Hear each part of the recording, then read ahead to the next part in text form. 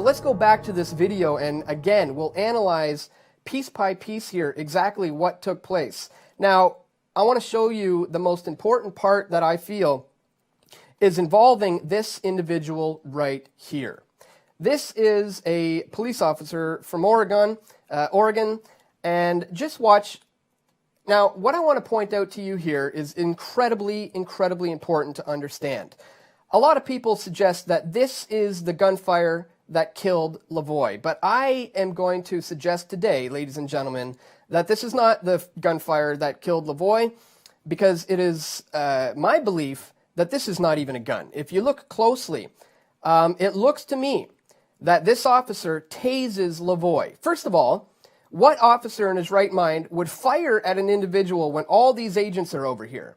Okay, we have Lavoy Finicum in line with agents here, here, here, here. We have agents completely in the line of fire. No police officer would ever fire at a subject with all of these police officers and agents directly behind him.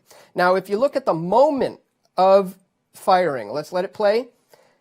Lavoy falls down in a being tased manner, and watch his right arm here. This police officer immediately places his hand on his gun.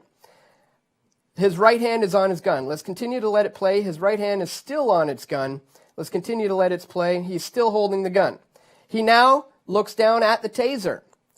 He sets it down in the snow, at which point Lavoy's arm raises stiff and he runs for cover. Ladies and gentlemen, we're going to analyze this again a little bit closer. I zoomed in on this. Let's just watch this one more time, and you can see here, Lavoy is standing there. Here comes the officer. He is pointing what I believe to be not a gun, but a taser directly at him. Remember, the other agents are directly in firing line. So here is the taser. Here is the shot. Lavoy falls in the manner of being tased. Now watch the officer after this happens. He immediately places his right hand on his gun. He continues to have his right hand on his gun while he holds the taser out. The reason why you do this is so you can continue to administer electrical shock. He has his hand on his gun. He then, after he drops the taser, he runs for cover. And now that begs the question. Let's go back to the video and see it once more.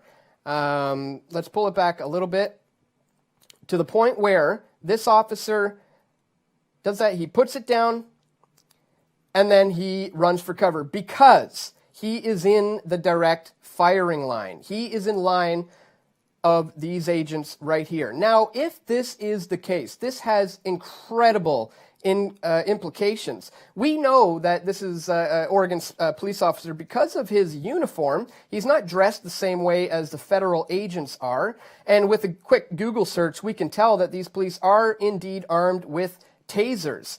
So now, this, of course, is the moment where he runs away to get out of the line of fire. And that would suggest that the execution, the killing, the 9 bullets that riddled Lavoy's body would have had to have come from this direction over here. So that is a point on this video that I don't really think I've heard anyone else talking about because the implications are huge. If the Oregon police managed to tase him, then they had this situation contained. They would have been able to control the situation. If that is the case, then these federal agents indeed murdered him in cold blood if they did have him contained with the taser. And ladies and gentlemen, don't take my word for it. Please watch the footage for yourself. Analyze it for yourself.